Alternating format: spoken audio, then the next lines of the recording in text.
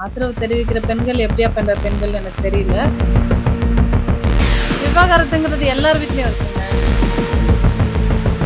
2வது திருமணமா? ஐய்யயோ! இதெல்லாம் தப்பு அப்படிலாம் யாரும் கேட்கறது கிடையாது. அந்த வீட்ல வாழ்றதுக்கு எனக்கு உரிமை இல்லையா? எனக்கு வீடு இல்லாம தவிக்கிறேன்னு ஒரு பெண் அவரோட மனைவி சொல்றாங்க. அதுக்கு என்ன பதில்? கண்ணியம் இல்லாம ஒரு ஒரு ஒரு கல்யாணத்துக்கு த்ரிஷாவையே கூட்டிட்டு வராருன்னு சொன்னா, நாளை இன்னைக்கு சமுதாயம் வந்து எப்படி பார்க்கும் இத? நீங்க உள்ள இருந்து பார்க்குற உங்களுக்கு தெரியாது. உங்களுக்கு பின்னாடி எவ்வளோ பேர் எவ்வளோ உழைப்பு போட்டுட்டு இருக்காங்கன்னு. அவ்வளோ ரெஸ்பெக்ட் குடுத்து உங்களுக்கு நாங்க எல்லா பிரச்சனையிலயும் முட்டு குடுக்குறோம்.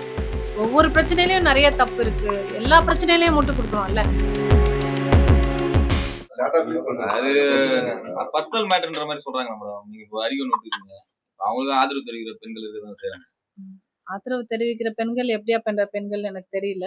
நம்ம கலாச்சார சீர்கேடா நான் நெனைக்கிறேன். ஏன்னா, இது மாரி ஒரு விஷயத்துக்கு விவாகரத்துங்கிறது எல்லார் வீட்லயும் இருக்குங்க. விவாகரத்து பண்ணாத ஏதாவது ஒரு குடும்பத்துல விவாகரத்து நடக்காம இருக்கான்னா இன்னைக்கு இல்ல. ஏன்னா, அந்த அளவுக்கு இன்னைக்கு விவாகரத்துங்கிறது பெருகி இருக்கு. அது ரொம்ப கேஷுவலான ஒரு விஷயம் இன்னைக்கு. ஒரு திருமண வாழ்க்கையே எனக்கு பிடிக்கல அப்டின்னா, விவாகரத்து செஞ்சுட்டு இன்னொரு மன வாழ்க்கைக்கு ரெடி ஆகுறதுங்கிறத யாருமே இன்னைக்கு தப்பா பார்க்கல. எல்லாம் வந்து பழைய காலத்துல இல்ல. விவாகரத்தா? ஐய்யயோ! தப்பான வார்த்தை அப்டின்னு சொல்ற அளவுக்கு இன்னைக்கு யாரும் இல்ல. எல்லாரும் ஏத்துக்கிட்டோம். ஆமா இருக்கு. இன்னைக்கு 2 பேருக்குள்ள மனக்கசப்பு அப்டின்னு சொன்னா, விவாகரத்து பண்ணிக்கிறது நல்ல ஒரு முடிவா தான் எடுக்கிறோம். ஏன்னா, அ அவங்கவங்களுக்கும் சில விருப்பு, வெறுப்புகள் இருக்கும். அது பிடிச்சு ஒத்து வரல அப்டின்ற பட்சத்துல விவாகரத்து செஞ்சுக்கலாம். அண்ட் விவாகரத்து பண்ணதோட இல்லாம, அவங்களுக்கு வேற ஒரு பெண்ண பிடிச்சிருக்கு. நாம இன்னொரு தடவ திருமண வாழ்க்கைக்குள்ள போகணும்னு நெனைக்கிறோம்னாலும், அதுக்கு அவங்களுக்கு முழு ரைட்ஸ் இருக்கு. அதையும் இன்னைக்கு நம்ம நாட்ல வந்து யாரும் தப்பா பார்க்கறதில்ல. 2வது திருமணமா? ஐய்யயோ! இதெல்லாம் தப்பு அப்படிலாம் யாரும் கேட்கறது கிடையாது. பெரிய பெரிய செலிபிரிட்டீஸ்ல இருந்து எல்லாருமே 2வது திருமணம் பண்ணவங்கலாம் இருக்காங்க. நல்ல ஹேப்பி லைஃப் வாழ்றவங்க இருக்காங்க.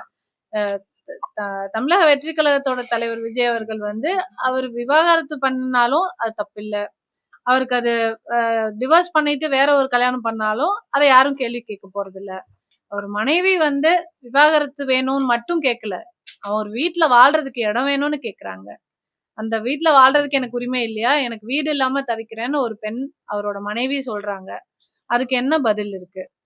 அவரோட பிள்ளைகள் வெளிய ஹாஸ்டல்லயும், தனியா வீடு எடுத்தும் இருக்காங்க.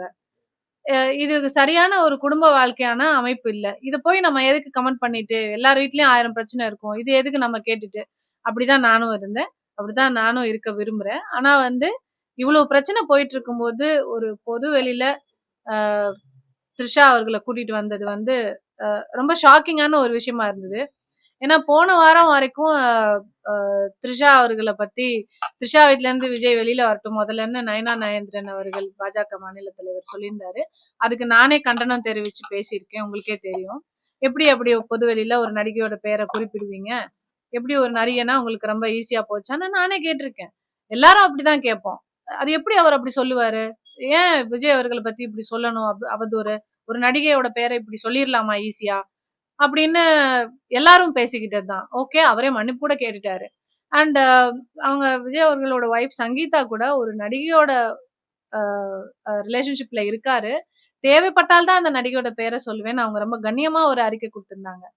இவ்வளவு பேரும் இவ்வளவு கண்ணியமா நடந்துட்டு இருக்கும்போது, மேடை ஏறி மகளிர் தினத்தன்னைக்கு இவ்வளவு பெண்ணியம் பேசி, கண்ணியம் இல்லாம ஒரு ஒரு ஒரு கல்யாணத்துக்கு த்ரிஷாவையே கூட்டிட்டு வராருன்னு சொன்னா, நாளை இன்னைக்கு சமுதாயம் வந்து எப்படி பார்க்கும் இத?